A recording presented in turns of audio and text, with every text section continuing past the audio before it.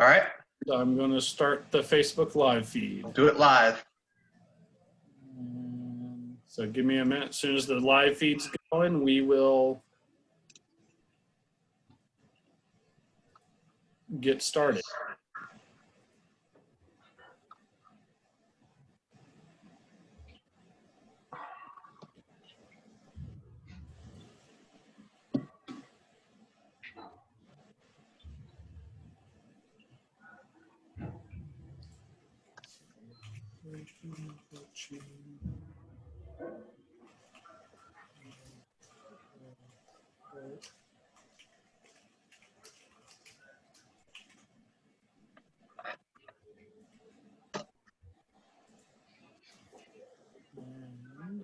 All right. Facebook Live feed is on the way, and we're up to 42 participants. Excellent.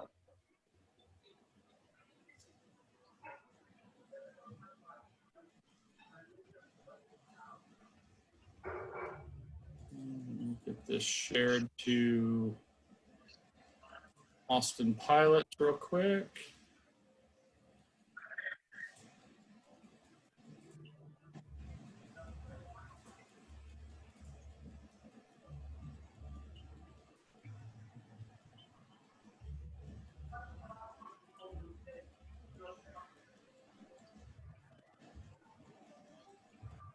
All right, we got it shared. We are now live. So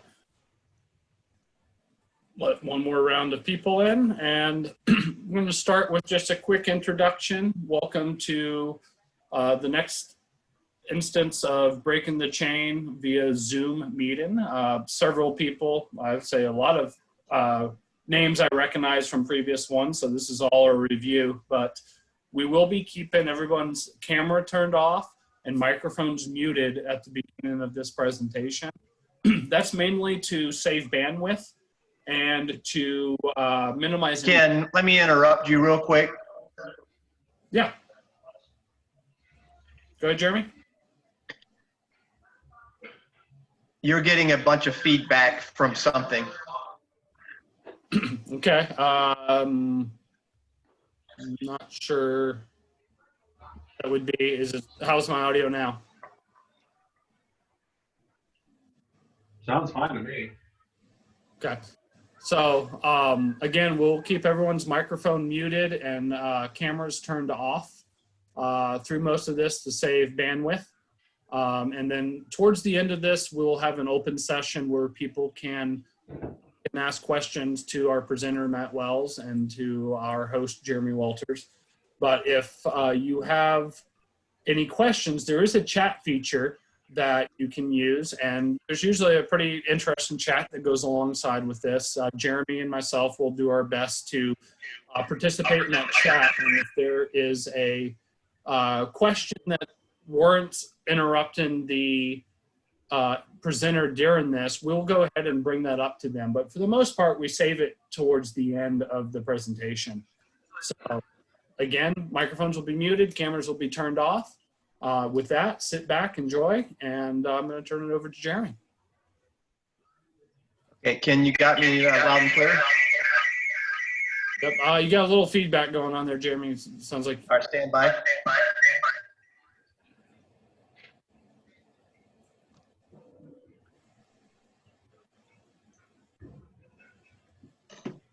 Yeah, just turn down the audio on your other devices.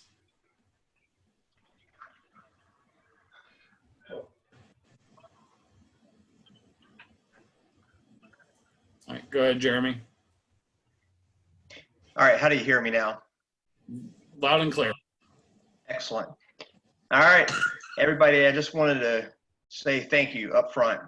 Thank you for everyone who has been participating in the Breaking the Chain workshop since day one.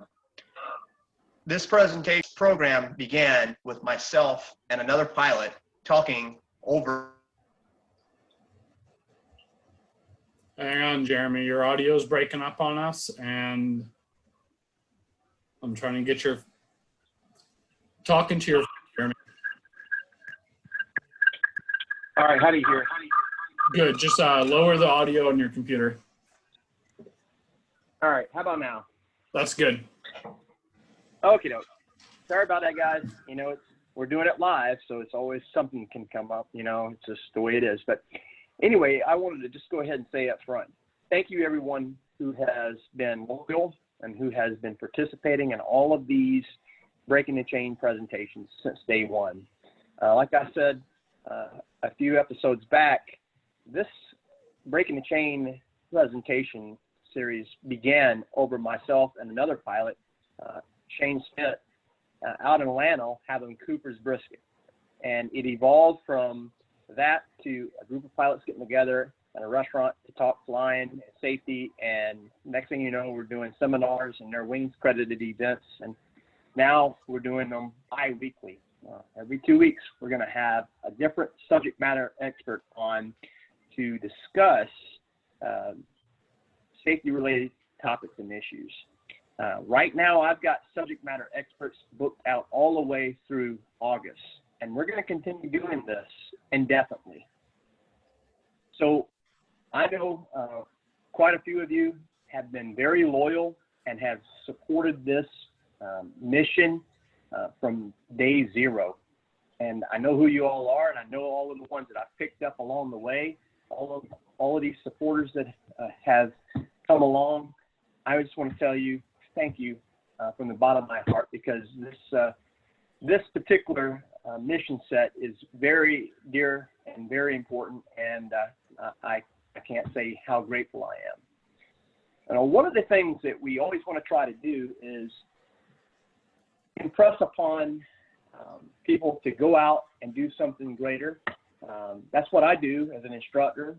And from this point forward, for any of the participants that are joining in, if any of you take a practical test between our meeting times, let me know so that I can publicly make everybody aware and celebrate your success for a pilot certificate, flight instructor certificate, or so on. Any kind of accolade, I want to know about it, because this is about you all. With that being said, I have some really great news to present to you all tonight. One of my former students, airplane single engine C student, Marissa Beckett, actually took her instrument check ride today and really did an exceptional job. First time pass, first time go with Mr. Ken Whittakin out at Burnet. I wasn't her instructor for her instrument. I was her instructor for single engine C, but I did help give her a little bit of guidance along the way. So I want to congratulate her and her instructor, Rachel, for doing an outstanding job today. So if there's a way to give her a round of applause, please do so. The best way to do it is probably in the chat, and I see it exploding right now. So that's really awesome. So again, congratulations, Marissa. Excellent work. And you're well on your way to that big certificate down the road. And we talked about it. One day you're going to be a CFI. So without further ado, we'll jump into the presentation. Let's bring up the slide deck there, Ken. All right. Stand by. And let me just confirm my audio is still reasonable. Audio is still good. Excellent. Just making sure. All right.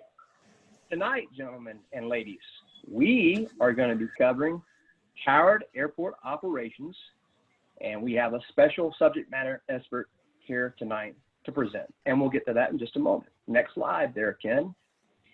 Let's talk a little bit about our agenda. What is the Wings program? We'll talk a little bit about who we all are for those of us that are joining that's never been to one of these presentations. We'll talk a little bit about what the mission is, and then I'll give you the main presentation tonight. We'll have an open forum for our guest speaker for all of you to participate in. Then we'll have our closing comments. All right, next slide. So the FAA Wings Credit Program, you see the link there. You see myself over there. I'm Jeremy Walters. I'm a lead representative in the San Antonio-Fisdo area. And what I like to do is exactly this. I like to gather pilots together to talk about flying. And these are wings credited events. And we'll talk a little bit at the very end of how I can grant you wings credit for this event. But follow that link there, FAAsafety.gov, and get registered, create a profile, and get registered so that you can start getting wings credit. Now, the wings credit stuff is really awesome and great, but the main thing, the main takeaway for logging in and becoming a fast team or on the fast team distribution list is that you get notifications of events like this over webinar or live. And that's the main thing that all of us here are trying to do, is get better educated and become safer. So check out the FAAsafety.gov main page, log in, create a wings account. And if you have any questions about it, send me an email to the address at the very end. Next slide. So I couldn't do this webinar without an assistance of Mr. Ken Biard. And Ken is an instrument-rated private pilot. He flies single-engine and multi-engine airplanes. He's also the owner of and founder of Pilot Partner. And Pilot Partner is a electric software-based program that helps record pilot stats, log entries, and tracks maintenance records for flying clubs and such. Pilot Partner is a really good program. So take a look at that link, check out his Facebook page, and get interested in Ken's Pilot Partner program, because it's some good stuff. Next slide. Won't spend a lot of time talking about myself, but that's who I am. I'm Jeremy Walters. I'm ATP. I fly professionally. Fly Part 135 and a Hawker 800. But my true passion is instructing and being an aviation educator, and also mentoring and inspiring folks to do something bigger than themselves. I flight instruct. I do these webinars and seminars, and I also got an aviation YouTube channel where I upload a lot of content, everything from just going out to go fly and grab a hamburger to a technical discussion about a specific maneuver that's in the ACS. Helicopter, airplane, gyroplane, and seaplane, and glider is what I'm rated in. Next slide. So tonight, I'm thrilled to introduce our guest speaker from the North Texas area, U.S. Air Force veteran, commercial pilot, and air traffic controller at Fort Worth Meacham, Mr. Matt Wells. Mr. Matt Wells is a controller. He's also got a YouTube channel called The Flying Controller, which he's just started up and is coming along pretty well. And he is also one of the producers for the Taking Off and In the Hangar series that we see on YouTube. Next slide. All right, so what is breaking the chain? This picture is kind of an illustration of what we're trying to accomplish. To the left, you see an airplane in its wonderful state, and to the right, you see it in its demise. There is a link, there is a chain called the accident chain, which is a series of human errors and events that occur from when you receive the mission of a flight to an incident or an accident. And what our goal is to do is to accomplish breaking the links of the chain. So how do we execute? Next slide. All right. I'm not going to read this slide to everybody, but just take a quick moment and read what the mission statement is of the Breaking the Chain program and what our end state is. Basically, we want to enable a safety-minded culture to our fellow pilots in aviation as a whole. And we want to establish a breaking the chain mindset for future operations, thinking ahead, figuring out how we can alleviate an incident or accident from happening by getting ahead of it. Now, how do we do that? Next slide. We do it by research, planning, training, being self-aware of our human factors flaws, maintaining a breaking the chain mindset like I just mentioned, and thinking like a professional aviator. Tonight in our presentation, we're going to kind of train by talking to this subject matter expert about towered airport operations, but we're also going to dig into some statistic information, talk about trends, things that controllers see that pilots can do better to improve overall safety.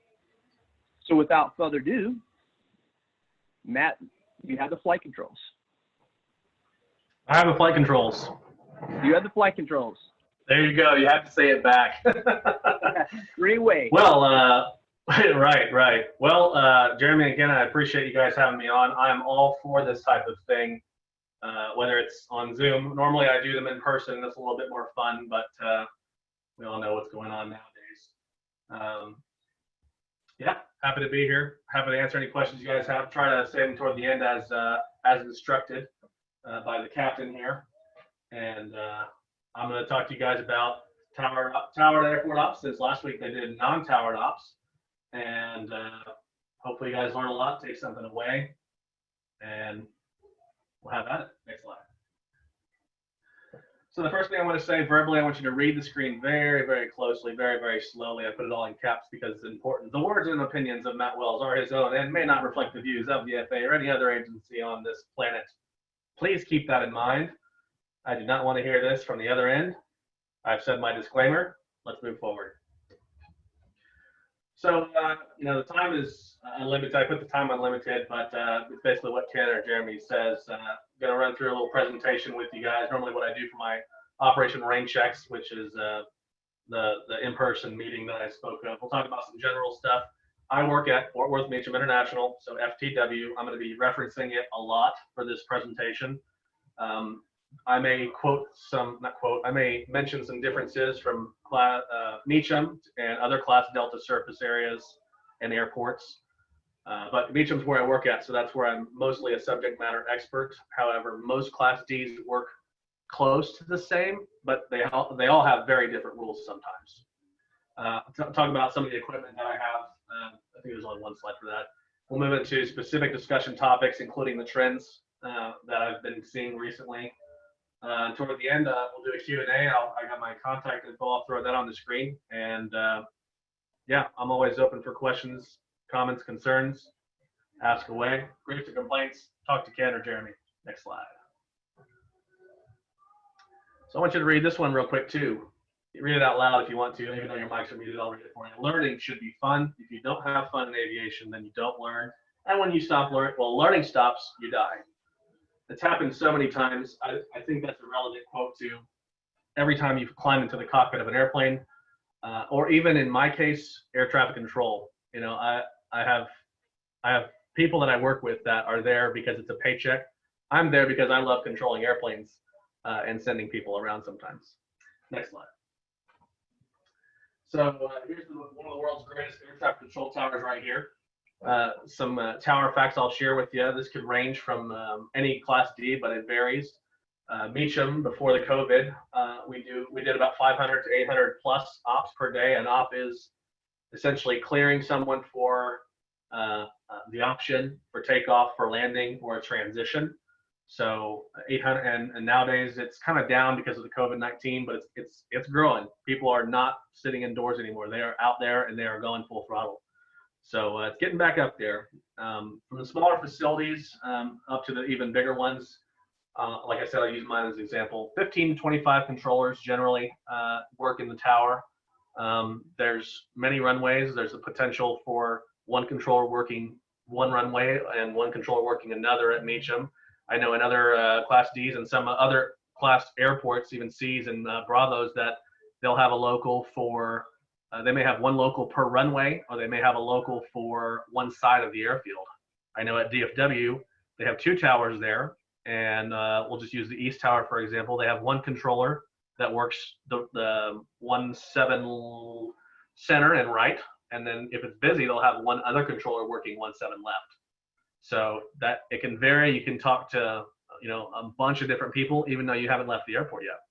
And even that even works for Class D airports too.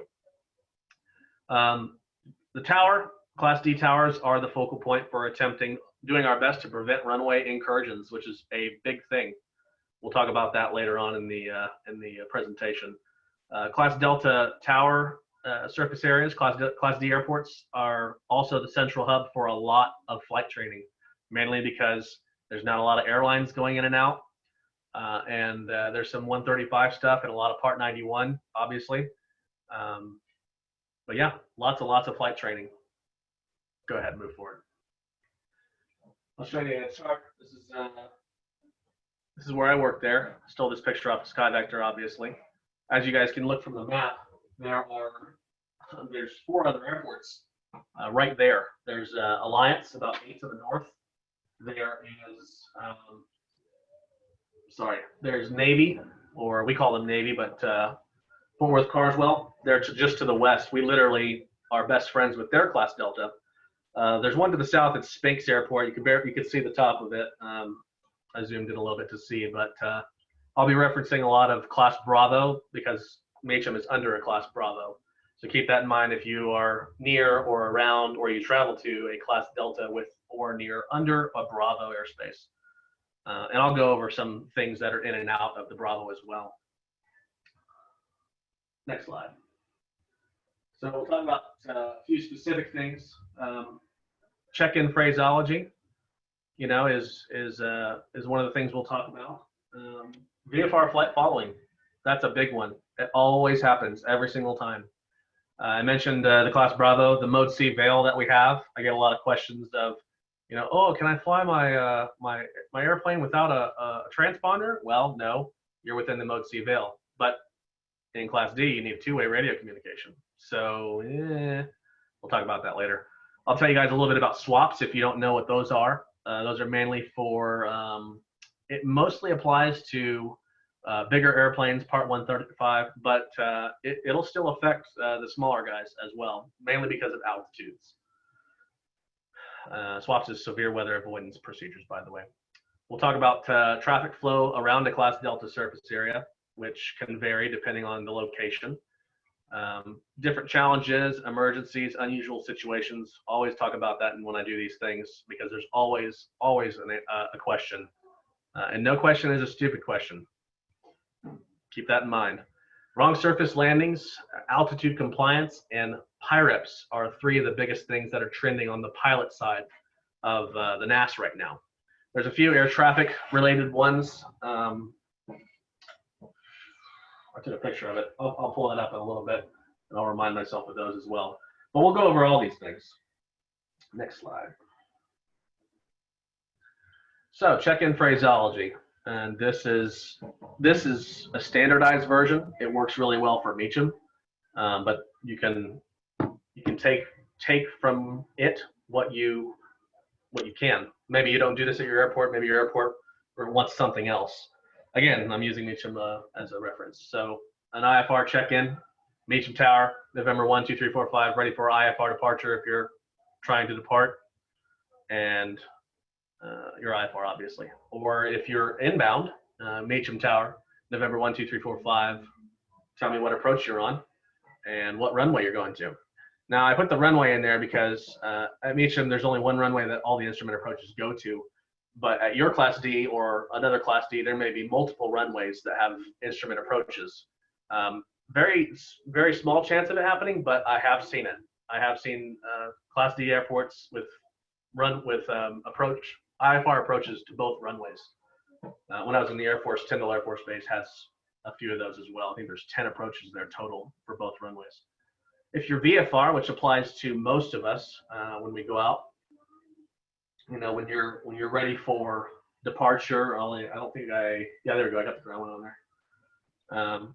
Meacham Tower, November 1, 2, 3, 4, 5, ready for departure. VFR 2, whichever way you're going, unless it's already known. Like if you're on flight following, we'll know where you're going and we'll have a general idea. Or into the pattern, which is my favorite. If you're coming inbound, Meacham Tower, November 12345. Where are you? You're obviously inbound because you're calling me, and let me know what you want. You know, whether it's a transition or it's a full stop landing. Either way, you're calling me because you're inbound to my airport for some reason. Student pilots have this problem for some reason. I don't know why, but tell us where you're at, please, because either we'll find you right away, or if there's a lot of stuff going on, we're not going to find you, and we're going to ask you to ident because you didn't tell us anyways. Keep that in mind. And the third one is for the transition. Meacham Tower, November 12345. We're wherever we are, transitioning to wherever we want to go or direction. Now, most Class D tower controllers, they're going to know where things are around them. In Meacham's case, I know where downtown Fort Worth is because I can see it out the window and it's depicted on my radar. So you can use local landmarks in most cases, or if you look at your VFR sectional, you'll find some of those spots noted with a little red flag, and towers should know what those are. Well, they should be familiar with local landmarks. Those, like I said, this is just a basic, basic what you can say when you're checking in, whether you're departing or arriving. Obviously, it's case by case. Maybe you're, flying a Cessna for an IFR check ride and your radio goes out. So that's check-in phraseology too. You have to switch to your backup. Are you going to go on two? Maybe you're at the end and you're ready to go, but you decide, not going to do this on one radio. Just a thought, just an example. Next slide. All right, flight following requests. I get this a lot. Let's see, I'm going to pull up on my screen too, just so I can see it. Okay. For flight following at a Class D airport, it varies because some airports do not have a radar. So I used to work at TME down in Houston. They don't have a radar there unless they got one in the last 3 years. I think Mesquite is working on getting a radar.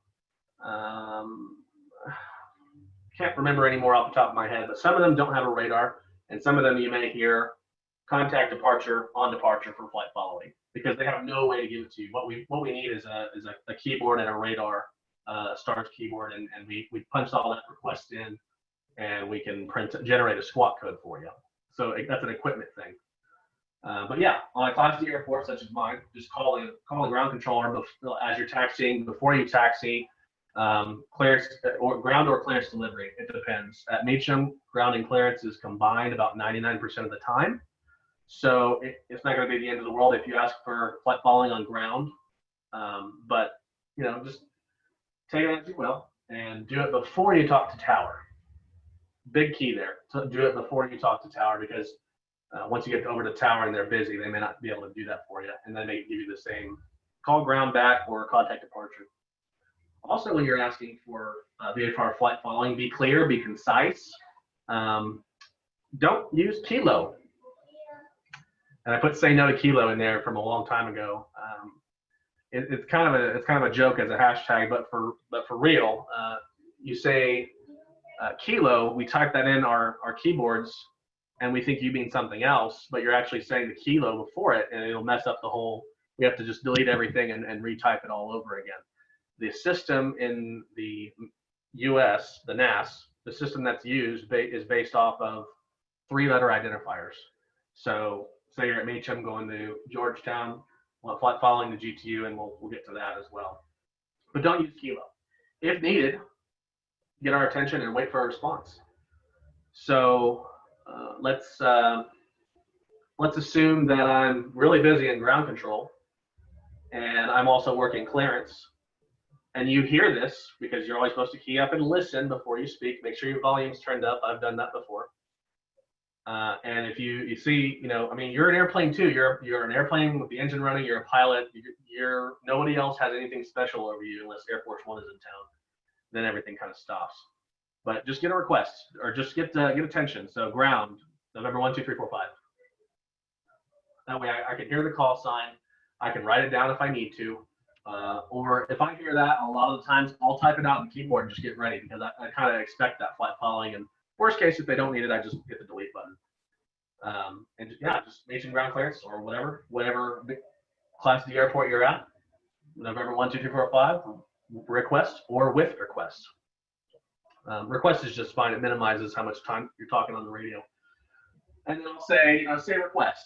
And let's just say that you're flying an SR-71 to Sugar Land at 11,500 feet. You would say, ground November 17979, request flight following to Sugar Land, Sierra Golf Romeo, at 11,500 feet. We're at SR-71. Now, you may be laughing right now, but that would be epic. It'll also burn a lot of gas at 11,500 feet. So what we would do, we'd type that in that order, and we would generate a squawk code for you. And shortly after, we'd tell you to squawk at Meacham. Since we're under a Class Bravo and we have had the problem in the past, we'll tell you this is not a clearance into Class Bravo airspace. We'll tell you the departure frequency, and we'll tell you the squawk. Now, the departure frequency and the squawk is common for most Class Ds. Under a Bravo, you may hear, this is not a clearance into Bravo. We've had pilots take off, and they think they can go wherever they want. And they go right into the Bravo, and, then you get an alert, something fun of that. And, know your ground course heading. Let us know if you want something other than direct. We do flight following for, anything. If you're just local flight, or you want to talk to somebody when you're flying around downtown, wherever you want to fly to, flight following is highly encouraged by controllers. 99% of my controller friends are going to, and most of them are approach controller or center controllers, be on flight following. It's better that we're talking to you, assuming workload permitting. It's better that we're talking to you, and we can get a message to you if need be, rather than traffic, giving traffic to somebody else. And there's this guy right here. I don't know what he's doing. There's this guy. There's this traffic. There's this traffic. If you hear someone, most of you guys, most of the experienced pilots can hear a traffic call and they know if that's for them or not. So it's a great tool for us to be able to talk to you, and you can talk to us, and we can just keep that line. And that also leads, I'll touch on it, if you have an emergency or something similar, air traffic's a click away, literally. Hey, air traffic, I'm having problems. So it's a great tool. I said it already, but know your course heading. I get a lot of people saying, from Meacham, I'm going to Sugar Land. Okay, I know that's south, but say I get an airport like, I don't know, something in Florida, I don't know, and say your on-course heading is a 130. Just try to have that information readily available if you're asked for it. The request, it varies from facility to facility, but it varies. On departure, the tower controller may want to know, because if you're departing out and you want a left-hand turn, but he's got something going on there, he may need to keep you straight, or he may have to turn you to the right, something like that. So just know where you're going, know generally what on-course heading you want to do. And if you want to just, I've had pilots depart Meacham, they depart, and they do a circle around downtown Fort Worth, because why not? And then they go on course. Those are just simple things to tell us that really can make a difference, because if you're just going to go circle around downtown, you're gonna stay with the tower controller. Just an example. You're gonna stay with the tower controller until you're ready to go wherever you are trying to go. And then when you say, hey tower, I'm done, thanks, I'm gonna say contact departure, see ya, and then you're gonna be gone. Anyways, write your questions down for that one. I know there's always flight following questions. And yeah, I see some questions in the chat. I'll get back to those for sure. Next slide. All right, Mode C and Class Bravo. Let's talk about that just really quickly. As you guys saw on the map, Hicks is right next to Meacham. I've seen a lot of people try to go in there without their Mode C because they think, I'm under the Bravo. You're still within the veil. It's required inside, Mode C required inside the veil unless your aircraft doesn't have an operating electrical system or you have prior approval. That's B, D, and E airspace. And C. I should have, yeah, C should be on there too. Yeah, and obviously if you have a special case, we had one today. A guy came in, no transponder, I was giving him issues, and he was flying to Meacham to get it fixed. For the most part, it's not an issue unless you know it's not an issue. Then it becomes, hey, you need to know about this. Know where you are. As I keep mentioning, Meacham's right under a Class Bravo airspace. So referencing the map, I know you can't really go back to it, but Hicks is a non-controlled field just north of Meacham. Its departure corridor flies right into the arrival corridor from Meacham or departure corridor, depending on what altitude you're at. So, it goes back to whenever you call tower on the check-in, know where you're at, have situational awareness, and just be very, very vigilant around the high traffic areas, especially in our Bravo. I hate to sound like a broken record, but I'm not kidding. I mentioned it for a reason. Next slide. Here's the reason. All right. And permission was obtained for this picture. In the Fort Worth Meacham area, there's a Navy base I mentioned, and there's also Alliance that has 2 very long runways. And don't care how long their runways are, Meacham's better. Lots of military aircraft at these airports training in and out. They're going high, they're going fast. So most of the time GA traffic isn't in the way. GA jet traffic, though, could be in the way. It is increasing. Traffic near Hicks, in this case, you can see there, it's just right outside of Meacham. It can be very, very dense. This picture was actually taken a long time ago, back when I think it was a Fly Kids for Nate event that they do there. They take a bunch of kids, volunteer pilots. They take a bunch of kids up and get them exposed to aviation, get them interested. Fly all these kids around. I think it's freaking awesome. I hate that they canceled it this year, but obvious reasons. But this was on that day. This is not common. This is not very common at all. You can see 3 targets in the pattern at Hicks, and then you can see 2 that are going to the southwest of the south, 2 more on the west side, and 1 more coming back inbound. This is dense. This is why you've got to be paying attention and know where you're at, where you're going. Be on top of your radio calls. And even if you're on flight following, it leads to my last little bullet there. Understand that if you're talking to regional approach or tower, guess who's still responsible for your separation? You are. I've told every pilot I know, air traffic is there. We are providing a service, especially if you're IFR. But guess what? We're sitting in nice, comfortable, air-conditioned rooms, drinking Mountain Dew, possibly eating Chipotle, which is glorious, by the way. And we are not necessarily at risk.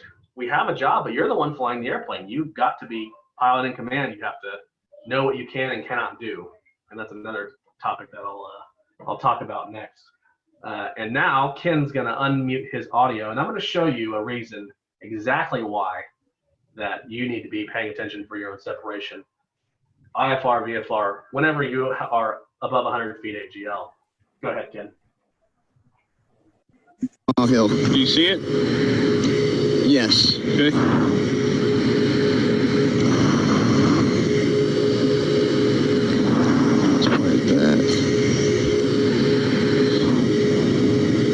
JPAD 86, I'd like to make sure our flight plan was activated and send an arrival message to Randolph. Departure time was 2137 from San Angelo.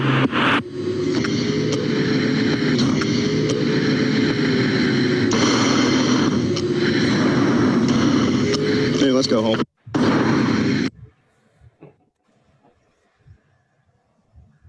That's I use that video in all my presentations. I hope you guys got a little kick out of that, but that was recorded a long time ago. That's the very reason those guys were talking to air traffic in that case, and that happened. So realize you're a human being. We are human beings. We make mistakes as well. Most of us pride ourselves on making very, very few mistakes as we possibly can, especially when lives are at stake. But in the end, pilot in command.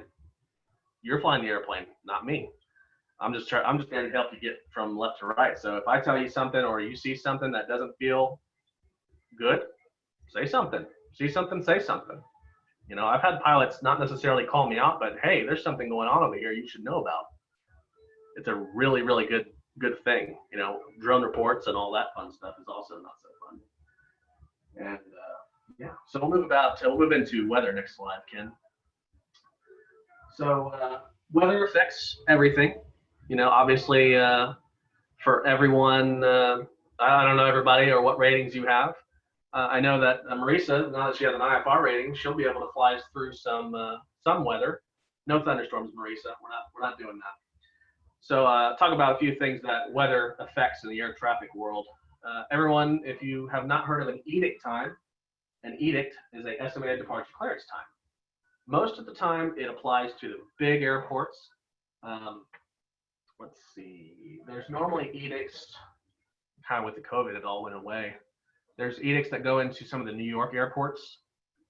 During ski season, before the COVID started, we had a lot of edicts going out to some of the Colorado airports, Denver, and a few of the other ones around there, even some of the smaller ones. You'd think, wow, Class D gets an edict time. Oh yeah. When there's a lot of everyone in the world trying to go there at the same time, yes, that's how air traffic effectively controls the flow. Why put a bunch of airplanes in the air if we don't have any space for them?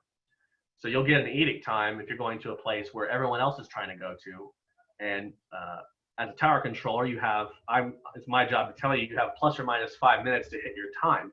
Now, whenever you file for that strip, for that flight plan, I get a flight progress strip about 30 minutes before, and it tells me your whole clearance, if you have any edict times.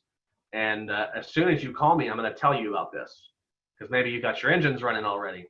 And I don't want you to burn a bunch of gas that you don't need to. So I'm going to tell you right away, hey, you got an edict time, just so you know.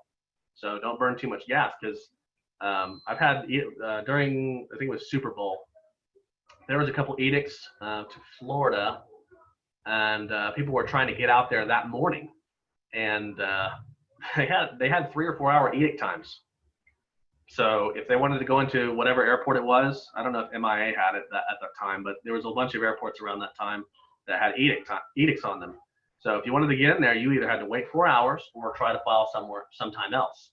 Most of the pilots opted for the latter, and they would try to file for some smaller airport and then just drive the rest of the way. Those are a quick overview of edict times. So don't forget to ask your questions in the chat. We do see them, and I'll be able to go back to them later.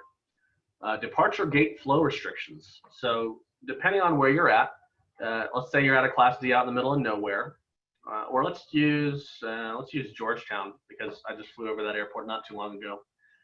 There's not too much going on around Georgetown for departure gate purposes. It's a Class D. There's no other. There's gray near it, and then it's north of Austin. But it doesn't really get into the way of those. So there's not a lot of departure gate flow restrictions that can happen because there's not a lot of departure gates. It's normally just here's where you're going by.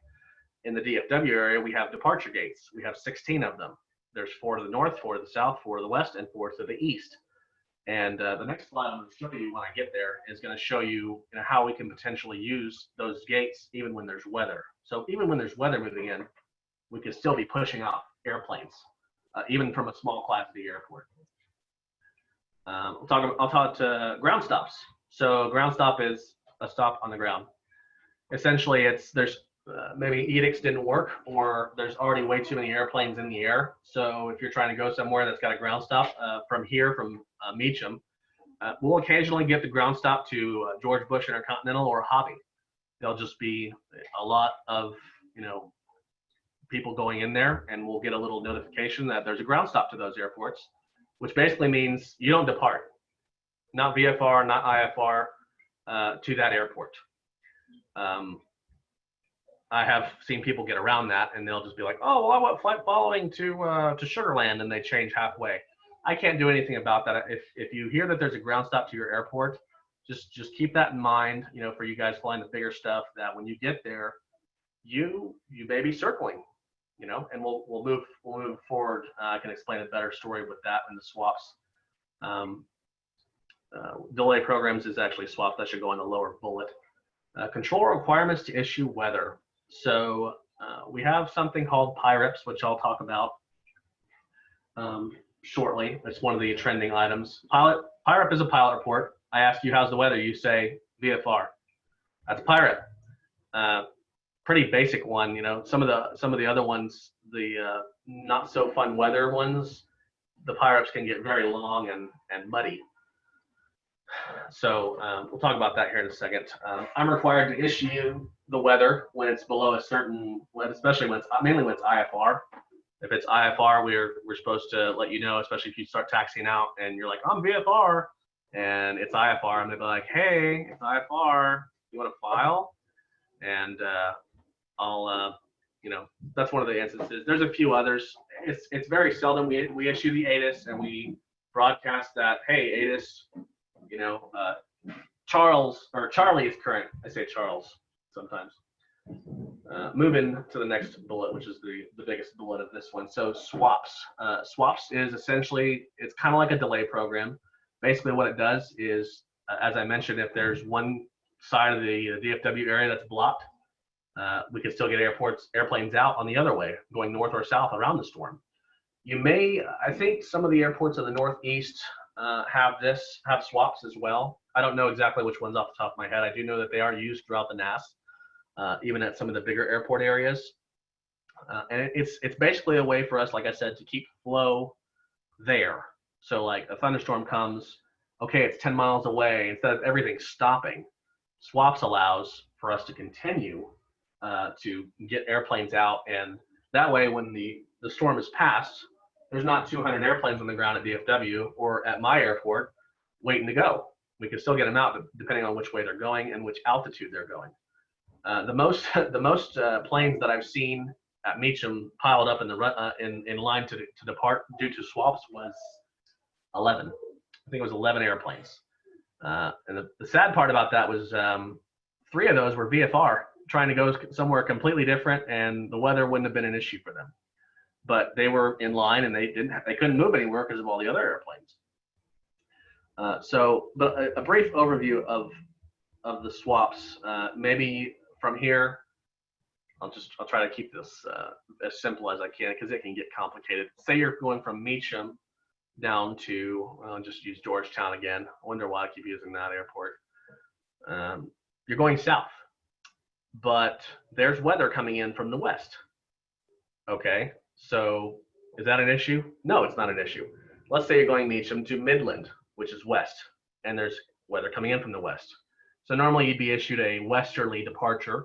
I think it's the Swabber 6 or something along those lines. That's for the higher ones, or the Kingdom 6, something like that. Instead of issuing you that and you're ready to go, I'm going to give you a south departure, which would be Joe Pool in our case. So you're going to go south and then you're going to go over. And the biggest thing I emphasize to pilots, mainly because this presentation is centered for people that fly in and out of Meacham, is we've had a couple times where pilots would go out on swaps and they wouldn't have enough gas, so they had to divert. And part of it was because they were sitting on the ground waiting for a release, and the other part of it was if a pilot's trying to go from here to here, you're going to plan for this gas plus, to your alternate plus 45 minutes if you're IFR. If you're VFR, you may not think about that. So I'm not worried about VFR because you can go away from it. You're VFR. But just keep that in mind if you get a different route, at a Class D airport near a Bravo. And like I said, most of the other ones don't have it. But if you get a different route, try to make sure that you do have the gas for where you need to go, and put all that stuff on the ground. Don't try to get up in the air and start putting your flight plan in. Please don't do that. I know from experience. I've seen it happen.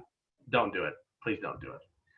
The next slide I'll show you is a little graphic of, you'll have to press play on this one, Ken. This is a little graphic of what weather does for the DFW area when weather comes in. This happened back in 15 when this was taken.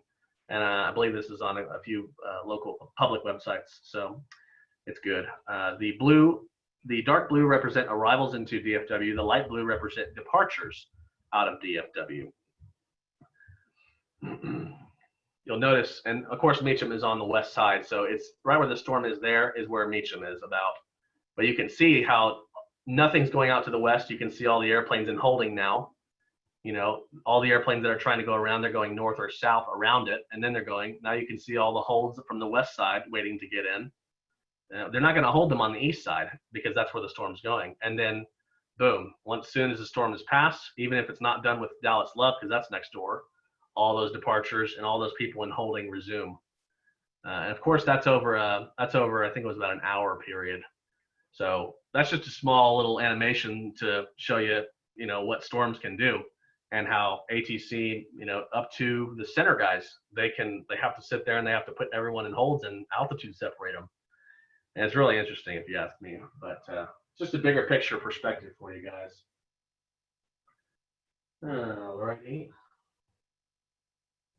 Yeah, there we go. Emergencies. Oh, my favorite subject. So, I don't know how many of you have had an emergency. I've had a couple that you could consider. while flying, you could consider was kind of an emergency. And as a controller, I've worked a lot of emergencies. Most of controllers within a year of starting to be a controller, even in training, you'll experience at least 1 to 2 emergencies. Whether it's something that's, somebody just got lost or Nordo. Nordos can be treated such as emergencies as well, up to and including engine failure.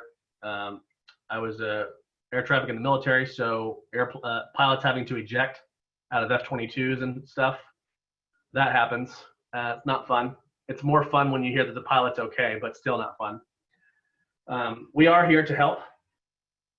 Even if you don't say the D word, which is declare, or the E word, emergency, I can declare for you. That's bullet number 4. We'll keep going. As pilot in command of you guys that are flying these airplanes, you guys should have an idea of what an emergency may be.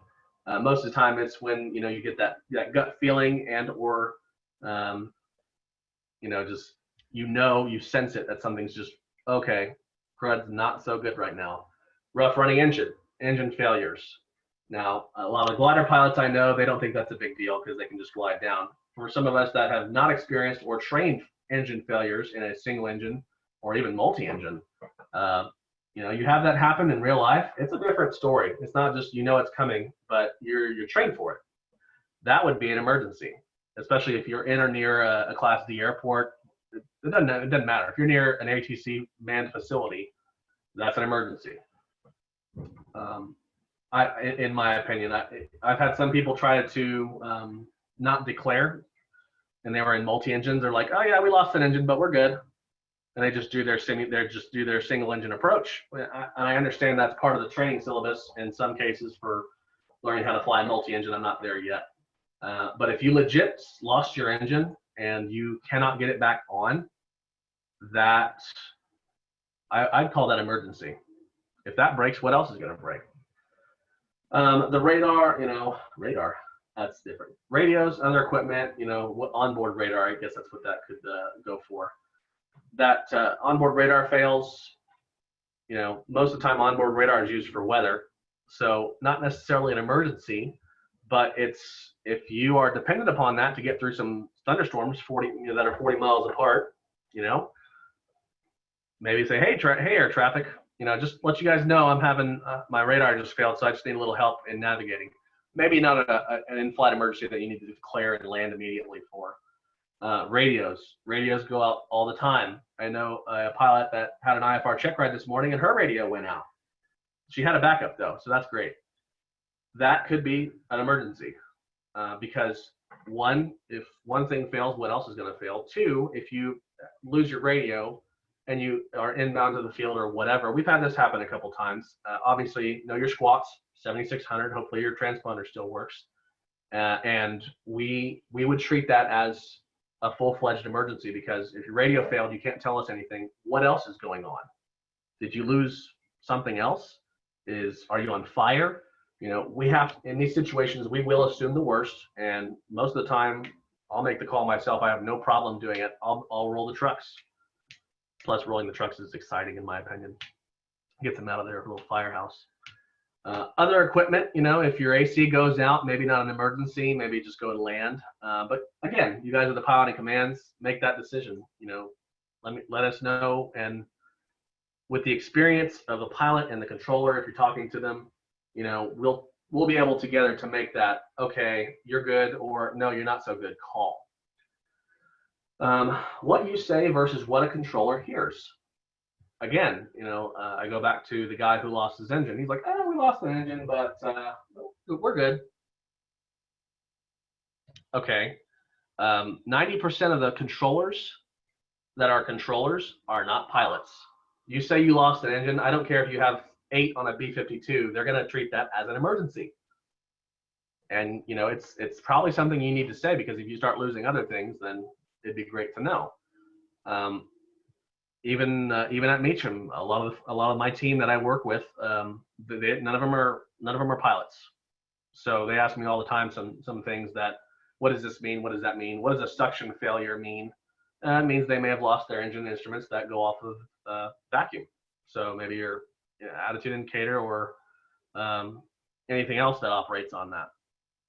So a controller will hear that, and they may declare for you. And you may be like, oh, geez, they're going to roll the trucks. It's a big deal. No, it's not.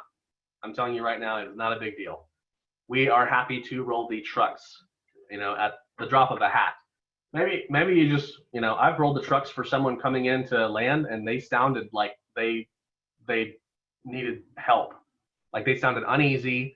I'd look in the binocs, I'd see them doing this on final. It was just, you get those chills. I get those chills, at least because I'm a pilot. But I see that and I go, ooh, what the heck? That only happened once or twice. But again, what you say versus what a controller hears may not be the same thing. So do your best to communicate that in the most simplest terms you can, and understand that maybe you say something and you don't think it's a big deal. Controllers here, and they may try to do something, roll the trucks. Who can declare an emergency? Well, in the military, the air traffic controller can declare for you. The pilot can obviously declare, and those responsible for the aircraft can declare. Now, most of us are in the civilian world right now, so we'll stick to that. But I just wanted to throw that those responsible for the aircraft can declare. In the civilian world, it's mainly just the pilots and controllers. If you're getting fueled up at the FBO and they drop some gas on the ground, they have procedures to handle that, not necessarily to call the fire department, which they probably would anyways. But that goes back to what you say versus what a controller hears and who can declare. I can declare for you all day. Maybe an IFR, recently IFR checked out pilot decides to come to Meacham, and she says that her suction and radios failed on her backup radio, and it's IMC down to minimums. I'm going to roll those trucks. I keep picking on Marisa because she's a friend of mine. Congrats again, Marisa. I'm going to roll the trucks in that case. No ifs, ands, or buts. You got to get on the ground safely in that case. And whatever you need to do, it goes back to the FAR aim. Whatever you need to do to meet the needs of that emergency, you can do. You can deviate from any rule, air traffic or otherwise. You get on the ground, you do what you need to do. All bets are off, essentially. VFR into IMC, it has been a trend in the past. However, it is kind of decreasing, so that's a good thing. If you guys are VFR only, unlike Marisa, and you guys fly into IMC, that's why you do 3 hours of simulated instrument, and while you're in VFR training, and you learn how to keep it straight and level and do a 180-degree turn just to get out of it. Now, if you're VFR, I'm hoping you're on flight following. This has happened. This happened. That's why I put these slides in here, and I pulled trends from the local public website sources that I can find. A lot of them are FAA sources that show, trends that cause things, even trends that cause accidents. It's not worth it for you to fly into IMC and then go, oh, whoops, and you don't tell air traffic. Air traffic may even call you out on it because they know someone just reported a pirate, and they're like, I'm IMC right here. Hey, Cessna, what are the flight conditions? Oh, I flew into the clouds. Now, in that case, don't feel like it's the end of the world that you did that, or you're emitting something on frequency that you think will get you in trouble. The certain agency that I may or may not work for is pushing toward a safety culture. So, NASA reports, those are great things for you to, resource for you guys to fill out whenever you need to. Flying into IMC, you guys, that's like a tattle on the radio thing you got to do. Just, I need help. I need to get out of here. It's case by case. You're pilot in command. You make that call. If you can get out of it, correctly, or if you're, one time I've been flying, and I'm IFR certified and current.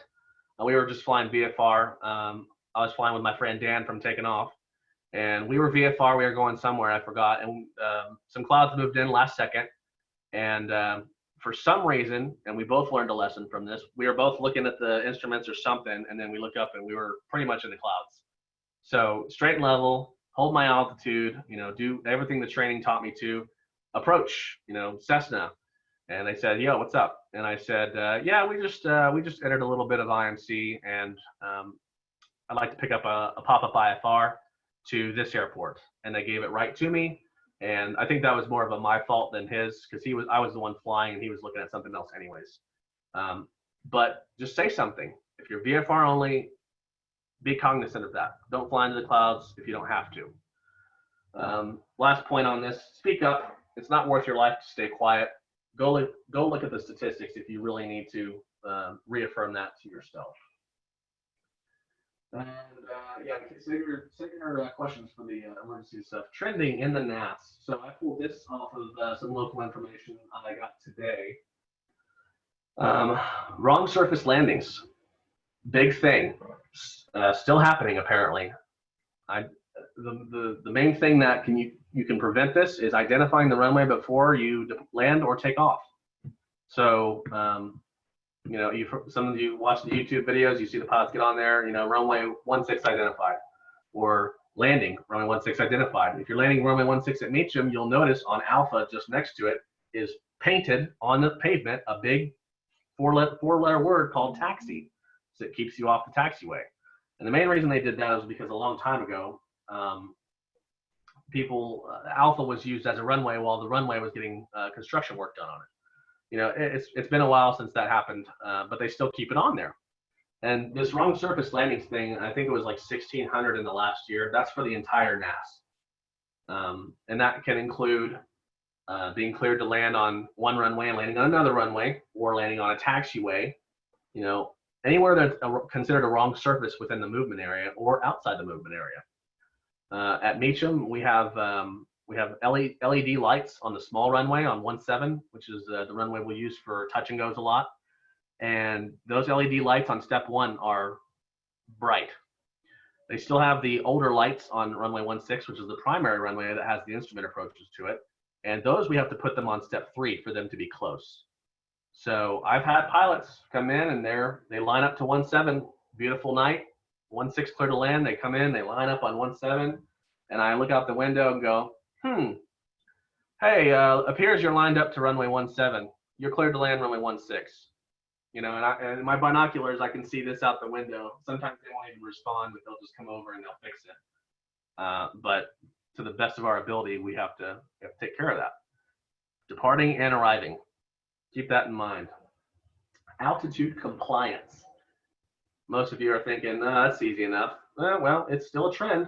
It's still a trend because, I mean, there's a limit for how much air traffic can tolerate when your IFR is plus or minus 300 feet, I think. But pilots not having the right altimeter setting in, and then the pressure altitude in their transponder transmits something else to us, and then, you know, separation's lost because maybe the guy above you has a lower altimeter, you have a higher one, and you're doing this, but you're supposed to be 1,000 feet. Make sure you have the correct altimeter and you're abiding by whatever appropriate altitude that you were told. Even VFR guys, I know I've gotten a lot of fight back for this one. If you're VFR and you're talking to a controller and they stop you at an altitude, from a legal standpoint, maybe you can fight it. From a moral and, you know, common sense standpoint, don't do it. Just stop where you're at. Or if they're like, you know, hey, I see that you're descending a VFR, stop at 4 for traffic or for something that, you know, the controller just doesn't want you anywhere near. We're not there to just put you out of your way and laugh and send you around and laugh. You know, I'm gonna get you to your destination as quickly as I can. But if that means stopping you, whether you're climbing or descending for something else that may not even be a factor, in your opinion, it's something that is part of our jobs. You know, let's see, I'm trying to think of an example. I had a Cherokee coming in a while ago, and I had Alliances up near us, and Alliance is getting a lot of Amazon shipments, 767s, heavies, essentially. And they'll fly right over Meacham at 2,500 feet. And I had a guy that was descending right next to this thing once, and I stopped him above essentially the path of the 7.6, and he was over here, and I stopped him at about 3,000 feet, just so I could, you know, keep him above the wake turbulence. Something to think about. I think when he actually flew over the path, he had about 700 or 800 feet above him, and then he was in a Cherokee, so he just, once he got close enough, he pulled the power out and dropped it like a brick. So it was perfect in that scenario. But it's not like we just give you these things for nothing. You know, whether you're IFR 121 person or you're a Part 91 VFR guy, if you're given a heading or instruction, you have the authority to say, I'm not doing that, cancel flight following or whatever. Or if you're IFR, you can't really say no to it unless you have a need to deviate, weather, TCAS, RA, something of that sort. But again, we don't do it just for the fun of it. Keep that in mind. PIREPs. I mentioned PIREPs a couple times. PIREP is a pilot report. You tell me what the weather's doing. Did you experience any wind shear? Have you gained any knots or lost any knots? Notice I said knots, not pounds. Is there any clouds? What's the bases or the tops that you're going to? Now, in the Class D environment, we generally are worried more about the bases because we're closer to the ground. In the approach control environment and the center environment, they may want to know where your tops are so they can, put people accordingly or just pass that on to the next guy. Today at work, the ceilings were about 1,500 feet. We ask for PIREPs generally at least once or twice an hour because conditions change, obviously, and we'll pass that to the next guy. I got a report when I had a bunch of arrivals coming in, and I asked for the first guy what the bases were, and I passed it to the next 3 or 4 guys, and then I asked the 5th one for another base report, see if it's changed. I'm sure you guys that are, especially certain people that have just got IFR certified, you love when you break out on an approach. I don't know, with me, I do. I love when I break out and I'm like, I can see the ground. This is awesome. It's good to know when that's going to happen, at what altitude, in my opinion. Some of you may feel that way, some of you don't care. But we use those PIREPs and we give them to the guy behind you, or we use them, low-level wind shear PIREPs. Give them if you experience it. I don't care if you have to call or interrupt someone. That's a big deal. I mean, there have been plenty of accidents because of low-level wind shear, whether you're in a Cessna 172 or you're in a freaking jet. It doesn't matter. It does not matter. That's one of those big ones that you have to give. I know some of the 121 guys, when you're up in the flight levels, clear air turbulence, you don't see it coming. You're flying along smoothly, and the next thing you know, you're doing a little bit of this in the air. Let the center guys know. Hey, I had some clear air turbulence right here it was about a mile or 2 or whatever it was. Just give a PIREP where you were. They can see what altitude you're at. You can say it anyways if you'd like. Hey, we had this happen. Roger. Hey, aircraft behind this one, turn right 20 degrees for, clear air turbulence, or whatever they want to do. I've seen them move people for all kinds of reasons, turbulence or whatever. And a climb or descend in certain cases may not be appropriate. So just a turn works. Again, I kind of go off a little bit on talking about stuff because I could just talk all day. Provide accurate. The next thing was provide accurate and timely PIREPs. So not only tell me what's going on, try to tell me as soon as I ask. So if you're coming down final, and obviously if the bases are near minimums, focus on flying the airplane first, navigate the airplane second, and then talk to me. Talk to me after you're on the ground. You fly the airplane. You got to fly the airplane first. Air traffic control is the third thing in line after you have the first 2 well taken care of and you're ahead of the airplane. Don't tell me what your flight conditions are when you're short final or when it's not appropriate. Critical phase of flight, essentially. I don't expect to hear much from the pilots that are in critical phase of flight. I say critical phase of flight when you're turning base or you're on final, 2-mile final or closer to the runway, anything from that point to the runway, and then your initial turnout on your departure. That's the critical phase of flight. So I don't generally talk to airplanes. I don't expect to hear from them when they're in that phase, unless I need to send them around or safety issue. That's it. PIREPs, wait till you're on the ground, you're slowed down, off the runway and stopped. Then tell us all day. It doesn't bother us 1 minute to have to wait for them.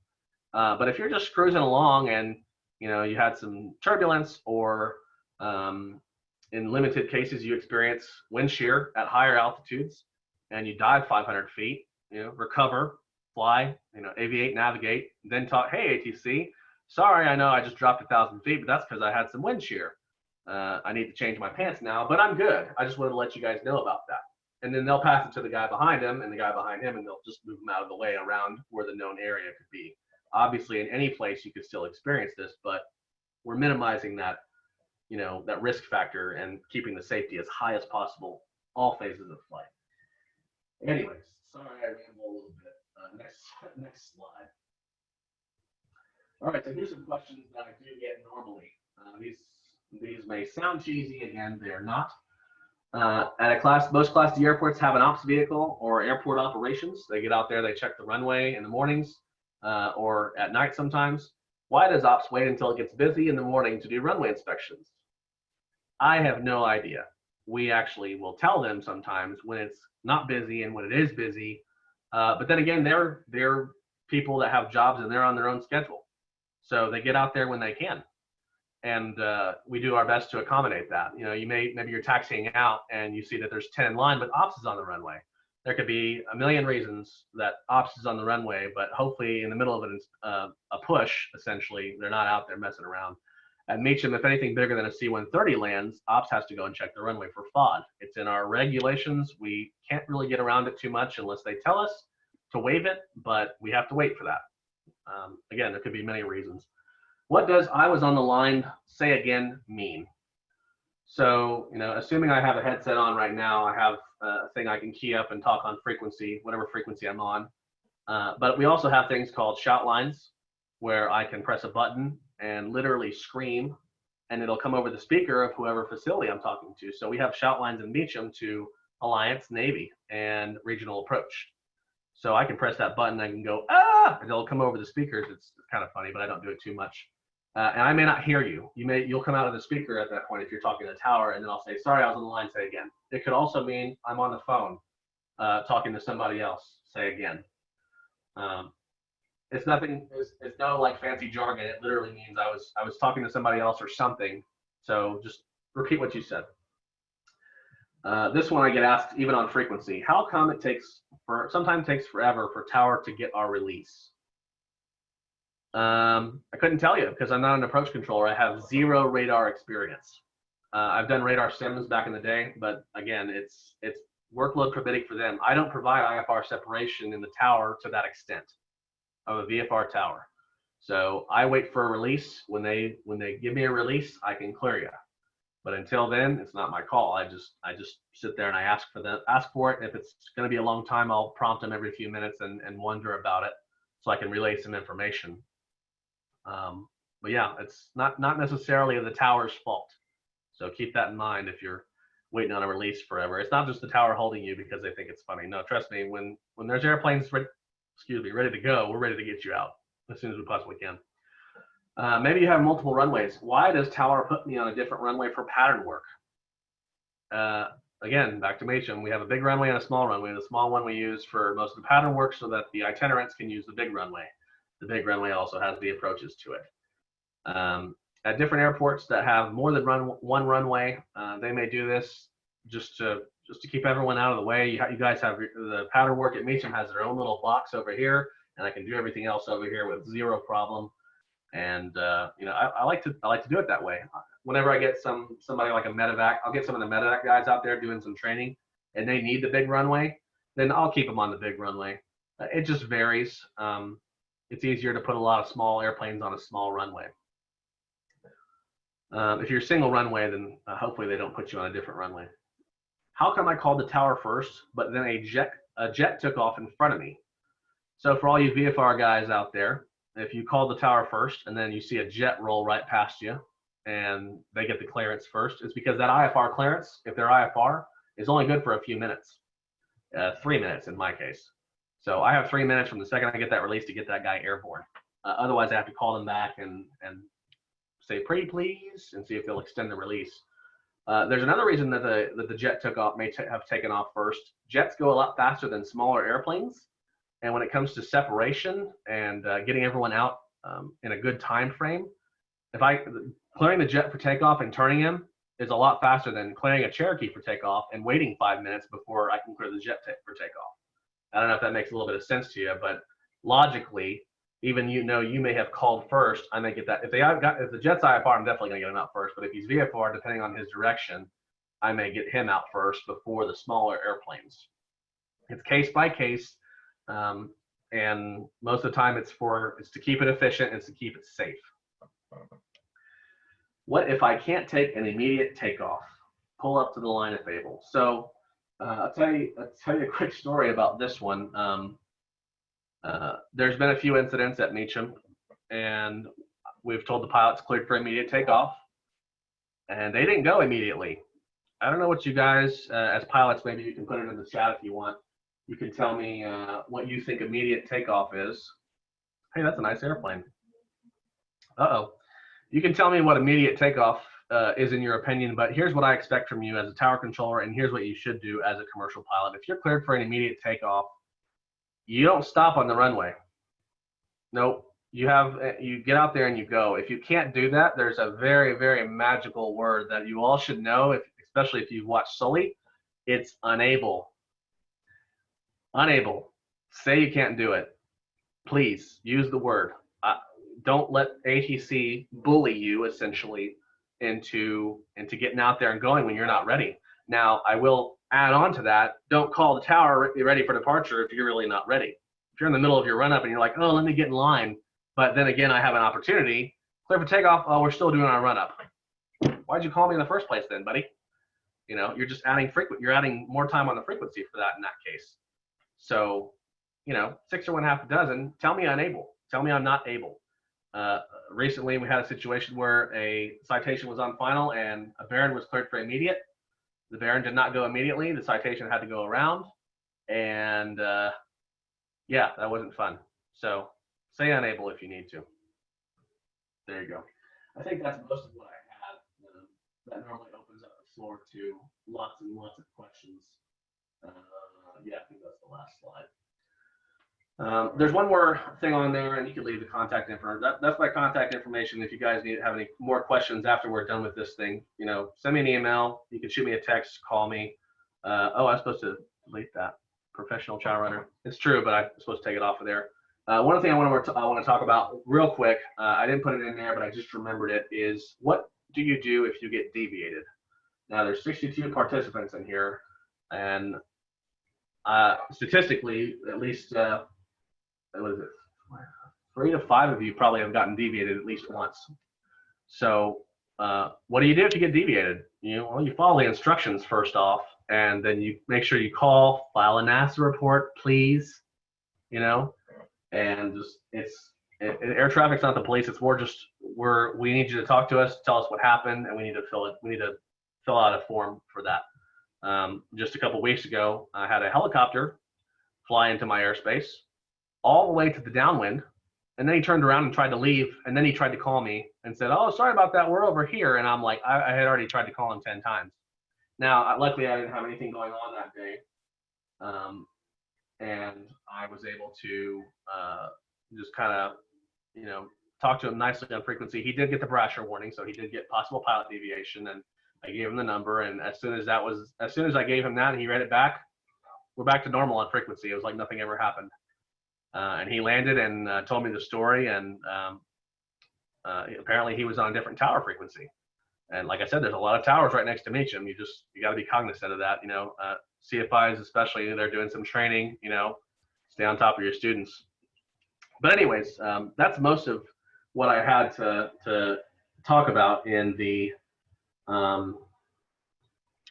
Well, I guess it's about an hour, roughly an hour. Normally it goes a little bit faster, but that's most of what I had to speak about. It normally opens up a lot of questions, which I am completely ready for as soon as Ken and Jeremy want to give the go. But by all means, you got my contact info there. I'll put it in the chat if I need to. I forgot the L on Hotmail, so don't forget the L.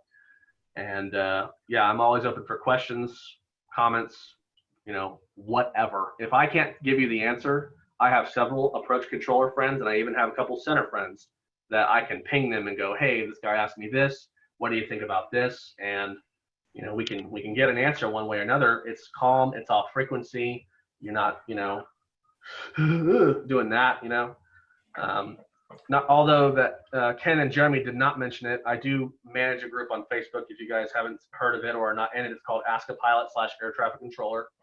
And the whole point of that group is asking questions. A lot of it goes pilot to controller because of the ratio of pilots to controllers, but it goes both ways. If there's a question on there, it's a great forum that you guys can go on there and you can ask questions and get some answers. Hopefully, most of 95% of people that ask questions get a very solid answer. And I have all my approach control and my center friends on there, tower friends from around. It's growing. So if you guys want to consider that, so I throw that out to you. But anyways, I'm ready for questions whenever Ken and Jeremy are ready. So thank you much. I think we were going to turn the floor over to Ryan Newman for a few minutes. Is Jeremy, we're still doing that? Jeremy, I think Yes, Ryan, go ahead and take the floor, sir. Okay, can you guys hear me? Yes, sir. Loud and clear. I just want to come on here and take a moment and really thank Jeremy and Ken for what you're doing here and putting on these presentations every couple of weeks. A truly monumental amount of effort goes into each and every one of these between his, working out to get his guest speakers, to working out the format, the presentation, then getting the announcement out to all the people with all the correct information, getting it through me and on up the chain to get it approved so everyone knows what's going on here. Jeremy and Ken are both doing, really moving mountains to make this happen every 2 weeks. And I just want to come on here for a minute and give both those guys a great big pat on the back there. I really appreciate what you do for aviation safety. And, you guys are making me look good, as the fast team program manager for San Antonio. Thank you both. You bet, man. So we had some great questions in the chat. And unfortunately, I suffered a little bit of a technical glitch myself, but luckily the meeting kept going on and I lost the entire chat history. But questions were doing this from memory. VFR pilots checking in. Are you expecting to hear what ATIS version that is current? Okay. So yes, if you have the ATIS, great. If you don't, I'll normally just give you the numbers. Say you have information around me or whatever. Yeah, I guess I should probably add that in that. That was made a little bit ago. I tried to update it. Yes, ATIS is good. If you don't say it, I may just give you the numbers, runway, wind, altimeter, and continue inbound from there. Sometimes if I'm busy, I don't care if I'm that busy, that means the weather's great. So I don't care if you have the weather essentially if I'm busy. But I will do my best to hear that you have the weather, especially like taxiing out and then arriving as well. So yes, try to have the weather. If you don't and I'm busy, okay, use your best judgment and ask for the altimeter if you need. If I hear that you don't have the weather, I mean, if you're arriving, depending on where you're at next to Meacham, again, there's a lot of airspaces next to it. It's busy. I don't necessarily need you to go off frequency for a minute and start grabbing the ATIS unless you have a COM2 that you can use, especially if I'm trying to give you instructions like go to final, report when you're here, do this, traffic here. You know what I mean? But yes, long story short, yes. Excellent. And I believe there was a question about the NASA reports in a little bit more detail. When should you file them? What are those about? So a NASA report is basically, there's a couple of different ways to explain it, but it's essentially tattling on yourself if you did something that you may not have supposed to do, or if something else happened and you consider it close to or a safety related object. Maybe it didn't even involve you necessarily. Maybe it was a controller and somebody else, and then that guy went over the whole short line and you had to pull some Top Gun to get around him safely. That could be a NASA report for that pilot in that case. But the NASA reports are essentially tattling on yourself anonymously for the system to build statistics and find out what we're, as humans, doing wrong in the NAS and how we can fix it. Air traffic, we have a similar form. It's called an ATSAT form. So if I mess up controlling, or even if a pilot messes up and then I have to do something else for something, then I can fill out an ATSAT report. It's the same safety related thing. I go and tattle anonymously. I say, here's what happened. Here's what I did. Here's what I probably could do better for next time. So whenever you get deviated, I highly, highly recommend that you fill out a NASA report. Even if you're like, I didn't do anything wrong and I know it. Well, okay. Good luck with that if it finds you down the road. But again, highly, highly recommend fill out a NASA report. It takes 5 minutes. 5 minutes of your time. and it could potentially cover you in the long run. But I say potentially, and don't hold me to that. I'm not going to promise anything there. Excellent. So anybody who has a question, if you can use the controls to raise your hand and I can unmute you. Unfortunately, because of my technical glitch where my computer half crashed, I cannot undo the option that's preventing you from unmuting yourself right now. But if you raise your hand, I will be able to, I think, unmute people. And anybody who wants to participate in an open question. If not, Eric Day, you know, I was going to pick on you anyways, Eric, and unmute you because I Okay, thank you. had some questions. Go ahead. Thank you very much. Matt, thank you for your time on this. I had a question. You said about giving your position report when you're inbound for landing. I assume that if I am flying along and a approach controller hands me off to you, that you probably already know, you probably already accepted me, haven't you, in most cases? Or do you want to hear as if I haven't been talking to anybody, introduce myself again? I would like to hear if you weren't talking to anybody, and here's why. You may be tagged up, you may be IFR or on flight following. Yes, you may be on my radar. Yeah, there's also a million other people that are flying VFR on my radar as well that could be tagged up as well. And the numbers are small little green letters and numbers. And to find one out of a flood, essentially, sometimes it's like, just tell me where you're at. I can look on the radar screen and find you immediately. Or in other cases, which have happened, you call me up. I mean, if you're on the ILS or something like an ILS or an RNAV, you're straight in approach. It's a little bit easier, but just that's why I said, that's why I mentioned, you know, just tell me what approach you're on. You know, some airports have those VORs that are offset. You know, just let us know. But if you call me and you're like, let's say you're on a left base. I'm on a left base to 16 and I see you on a right base and I see you tagged up in a right base with that call sign. I'm going to politely, after I stop laughing in the background, key up and say, you sure you're on a left base or are you on a right base? It's your other right.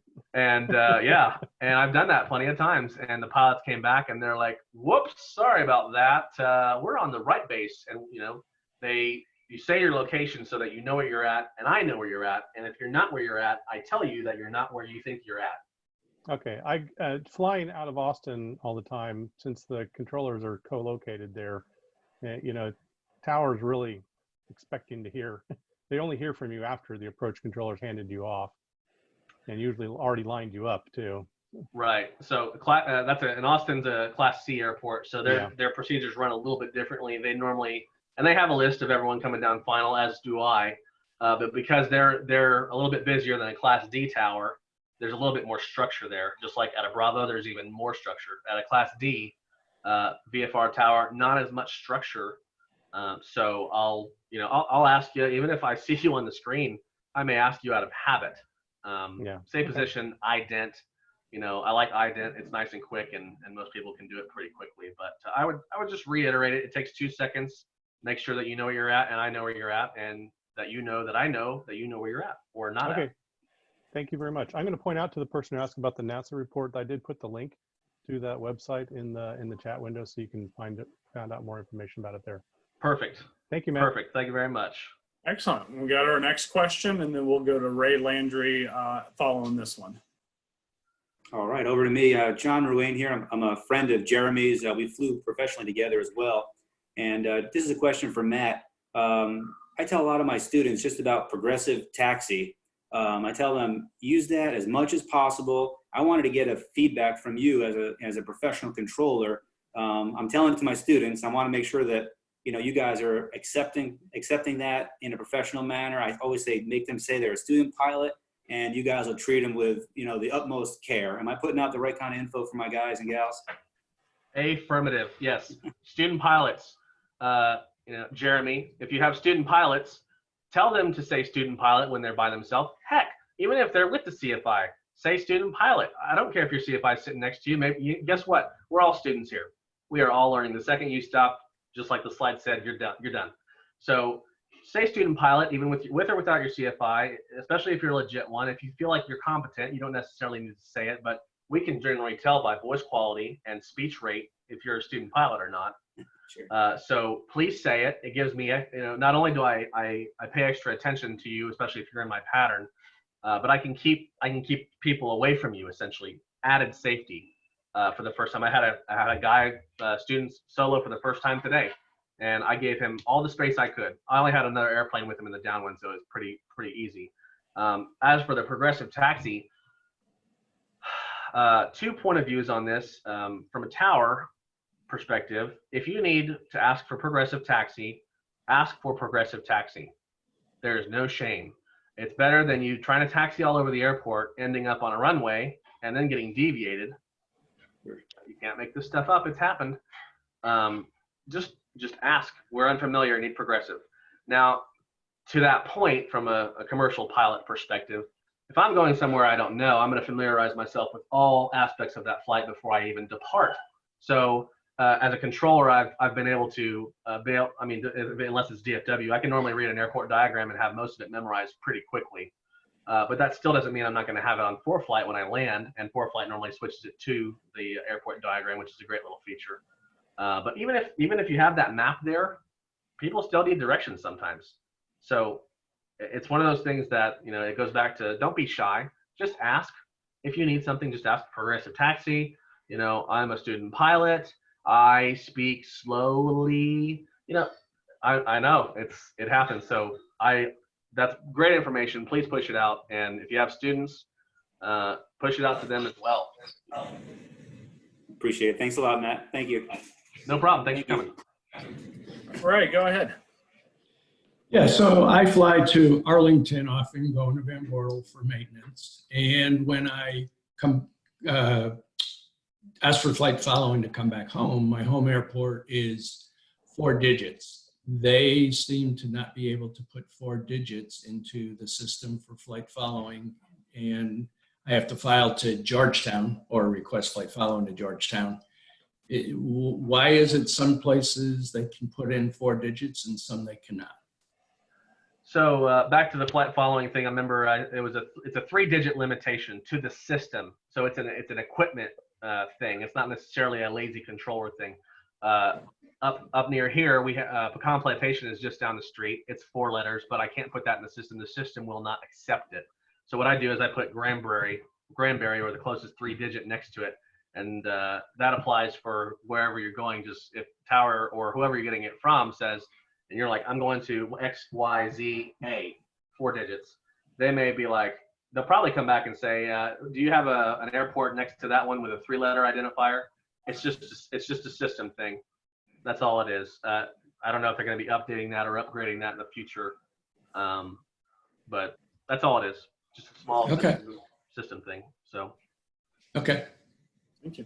Anybody else have questions and want to participate? Again, just go ahead and raise your hand. It's down at the bottom. It's I think under reactions is where it is for me. You can raise your hand. Otherwise, I can unmute everybody and we can all talk, but I lost the ability to let you unmute. Matt, what are some of the top couple faux pas that people seem to make on a regular basis? I'm sure you've seen some pretty comical stuff in your career at a Class Delta airport. Yeah, there's plenty of them. So pet peeves. So again, I said most controllers aren't pilots. So if you're doing this, they're not really going to care too much. What do controllers involve pilots to do? Communicate. So when you're not communicating well, or you're struggling to communicate, if you're having an emergency and you're struggling with flying the airplane, that's one of those things you should tell ATC if you can. But one of the biggest pet peeves is just those communications. People not having their ducks in a row, their eggs in order, whatever you want to say for that, and they come in and they're just all over the place. Most of it's student pilots because they're learning, so I give them a little bit of slack. But that transfers over to the CFI. Don't let your students sit there and drown. 2 transmissions, 3 transmissions. Now, in my humble opinion, as a future CFI, as soon as I can get that rolling, you let your student try once, maybe twice if it's a not so busy airport and it's light traffic. But if crud's hitting the fan and I got 10 plus, don't let your students sit there and drown when I'm yelling at them for an instruction. Have your stuff on point. Know where you're at. Situational awareness adds on to the back of the communications. Because just flying around and navigating, you can do that without a controller, but the communicating part is all me. So that's just one small thing. The communications, situational awareness in general, not having that focus point on one thing. Be looking out at everything, just like a controller is. Controller's looking at the big picture. Understand that there's a bigger picture than just one Cessna in the NAS. Those are just a few. I could go on for a while now. Try not to, though. So, yeah, one of my habits at a Class Delta airport, or when I'm calling ground or mainly clearance at a Class Charlie airport, is make that initial cold call. Austin clearance, Bonanza 36 Lima Mike, and just leave it there. I don't even say with request. I think it's implied. Is that a good practice? Well, especially for Austin, because it's implied there. I mean, yeah, it's fine. It's getting the controller's attention beforehand, getting your stuff together, and if you have to recite what you're going to say. Like I said, at Meacham, not necessarily everybody gets flight following, but no, yeah, it doesn't bother one bit just to get our attention. Even, I mean, if you're inbound, then it's 6 or 1/2 a dozen. I mean, if I'm busy, I prefer you just kind of to tell me your story, because I'm paying attention. But it's not frowned upon. Let's just say that if you prefer to do things that way, go right ahead. For me, if I'm inbound, if I'm expected, if I'm being handed off from one controller to another, I don't use cold calls. But if I'm calling a Class Delta airport and I can tell the guy's kind of busy and maybe multitasking, and I'm calling up and keying up for the first time and I'm not in the system, that's when I consider doing a cold call, so that he has a chance to say, hey, I've got 3 things more important than a guy 10 or 15 miles out. That's right. How I rationalize it is, I know that the clearance delivery guy and the a lot of times ground controllers wearing multiple hats, and she may be doing 12 other things, and me getting my clearance is 3 or 4 on the priority list. So it just lets me, in my mind, right. It up. No, it's a very good thing, especially in the case of if you're 15 miles out and they have other things to do. Approach Bonanza 34 Lima Mike. That approach controller can type it into his keyboard, or most of us can remember a few letters and numbers. And if I have that happen to me, which I have had recently, if I'm busy on one frequency or whatever, and someone's just calling up doing the cold call stuff, I can write them down, and then I can go back to what I was doing. Because if I haven't established contact with you, then you're supposed to stay out of my airspace. That's another trending thing that I've had happen at Meacham, not only with that helicopter, but after this Corona stuff kind of passed in a flying manner, I had all kinds of people calling me, and then they find themselves in my airspace. And I'm like, who the heck are you? Oh, I'm Cherokee so-and-so. What the heck are you doing in my airspace? Obviously, I don't say these things on frequency. I say them in my head. But the cold call, great. It's a great idea. And if that controller actually has time for you, he'll respond to you relatively quickly.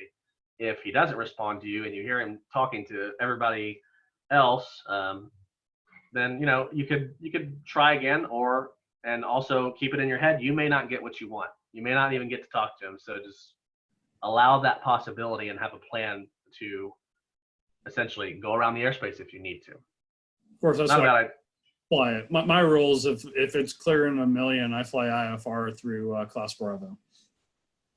Well, it's not a bad idea, but you have to have a clearance into the Bravo anyways. So you're on flight following with the clearance, or your IFR, which it's already there.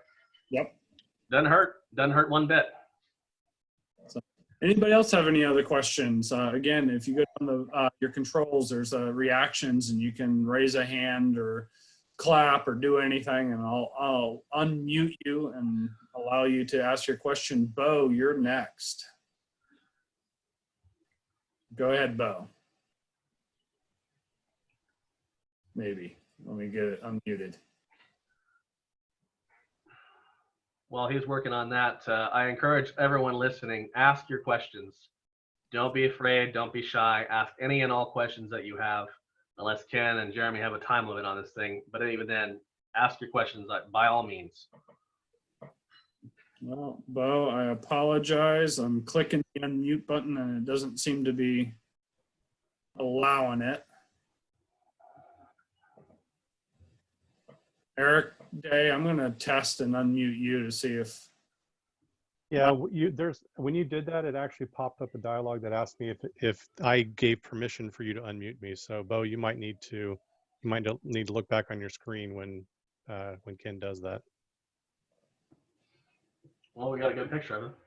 All right. Well, we will. Bo, if you still want to ask a question, please raise your hand again. Anybody else would like to chime in, please feel free to raise your hand. Bo says he didn't raise his hand. It's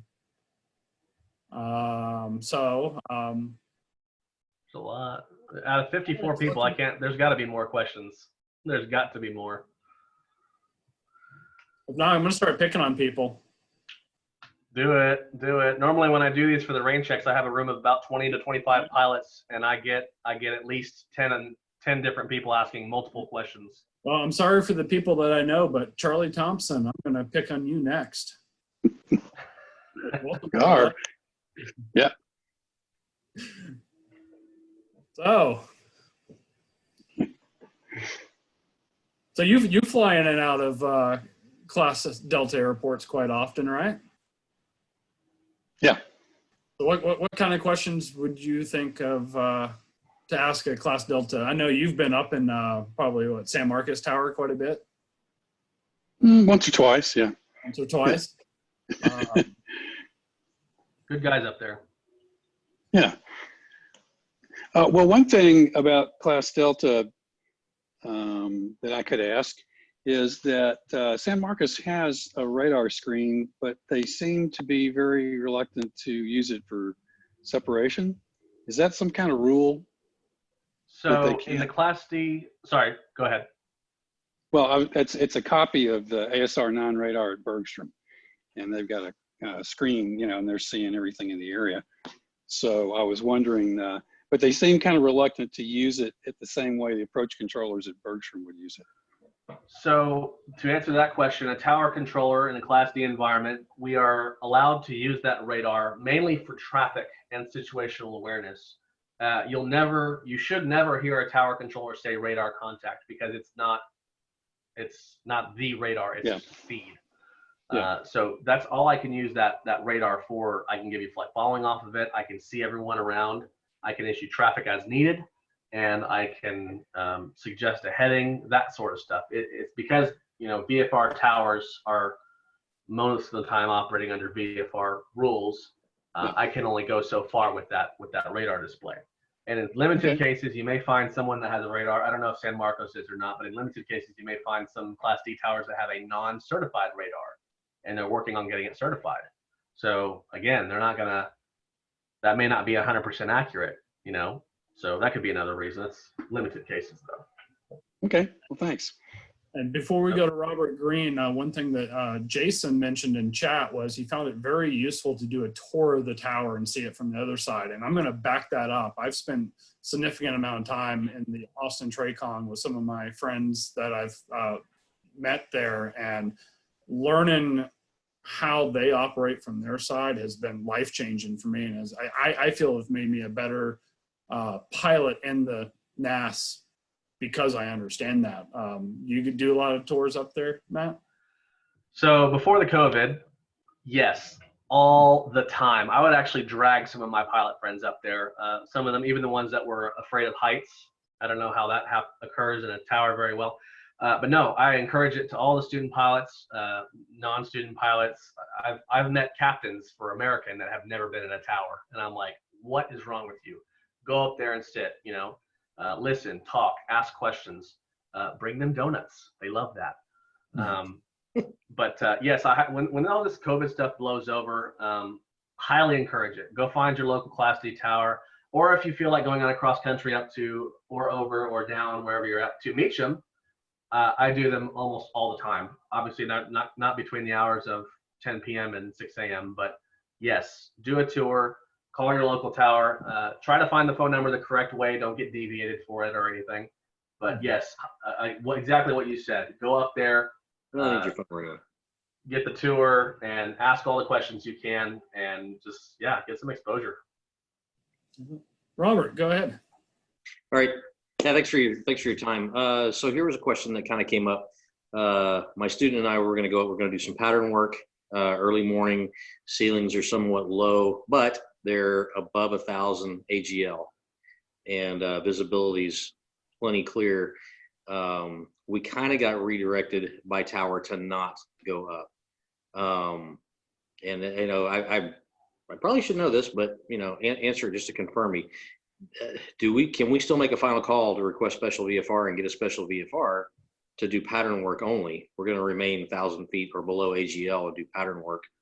You know, so I was just a little confused on that the other day. Okay, no problem. Perfect question. If the only way you're going to get SVFR, special VFR, is if it's IFR. We don't give out special VFR if it's VFR. That being said, if the ceilings are 1,000 feet, and you know, from a tower perspective, not a lot of us are pilots, but I know that you need X amount of feet below a side or above the clouds. Do you really want to go put yourself in a pattern that's 700 feet AGL when the clouds are 1,000 AGL? And also, I would do the same thing. If I was 1,000 feet overcast today, I would probably tell all the flight schools before they taxi up, hey, ceiling's 1,000 feet, which Meacham means that they're 1,700 feet AGL. I'm sorry, 1,700 feet MSL. Our pattern altitude for the small guys, 1,500 feet. So yeah, it can be legal. Yes, it's not a tower controller's responsibility to hold you responsible to the FARs. That's not my thing. I know it because I'm a pilot. But if it's VFR and you want to do pattern work, hey, the ceilings are 1,000 feet, just so you know. Runway 16, taxi via Echo Alpha or whatever. So that's probably a good call that they said that. And yeah, I wouldn't recommend going out and doing pattern work with 1,000 feet AGL. If you fly helicopters, it's a little different because I know their minimums are lower. And I've had some helicopters go out and do that stuff because they fly really tight patterns at really low altitudes, and they can do that. Again, it's not the tower controller's responsibility to say, no, you can't do that because it breaks the FAR. That's not what we're there for. All right, Hope that helps. Yeah, thanks. Thank you. Yeah, no problem. All right. Well, no one else has their hand raised, so Jeremy, if you want to take back over.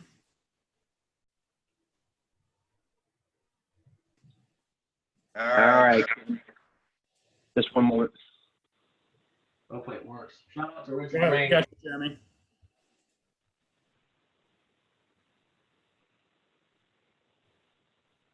I've got a visitor. Do me Do me a favor and bring up the slide deck, please. It's on its And way. yeah. Okay. One of the things that we're trying to impress upon all of us is that try to become a safer pilot. And one of the ways that we can do that is by being a professional. Bear with me. I got my little daughter with me right now. And read the slide on what I call it the definition of a professional aviator is. Just take a moment of that. Doing the best that you can. It has nothing to do with how much money you make or whether you're going to be a commercial pilot or an airline pilot or anything. Being a professional is doing the right thing when nobody is watching, following guidelines. And so whether you're a hobbyist or you're an airline transport pilot, always try to do the right thing. Next slide. All right, so I just want to say thank you to everyone who participated tonight. I especially want to thank Ken for working the glitches out. Ken, you always do an amazing job, and I just want to make sure you get the credit. Matt, I can't be more thankful for your presentation tonight. It's very helpful, very useful information, and I really look forward to having you back on again in the future because we've been at it for almost 2 hours, and we could sit here all night, I think, and ask questions and get a lot of great information. For those of you who are interested in the Wings program, do me a favor, send me an email to the email address that you see, flyallamerican@gmail.com. Also, if you would, take a look at the All American Aviation YouTube channel.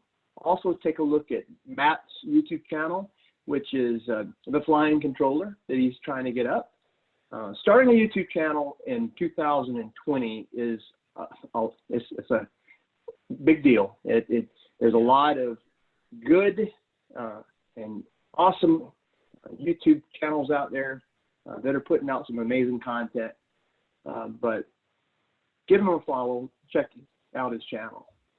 Check out Ken VR's Pilot Partner Program.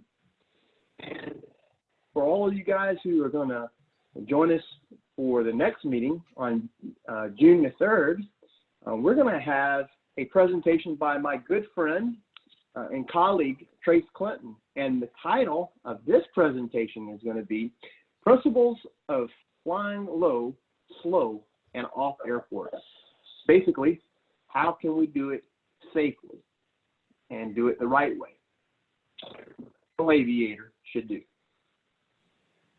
For all of you guys who joined tonight, thank you again for participating. Don't forget to send that email to me, and look forward to having you participate again in 2 weeks. Have a good night. Good night. Thanks for having me. All right.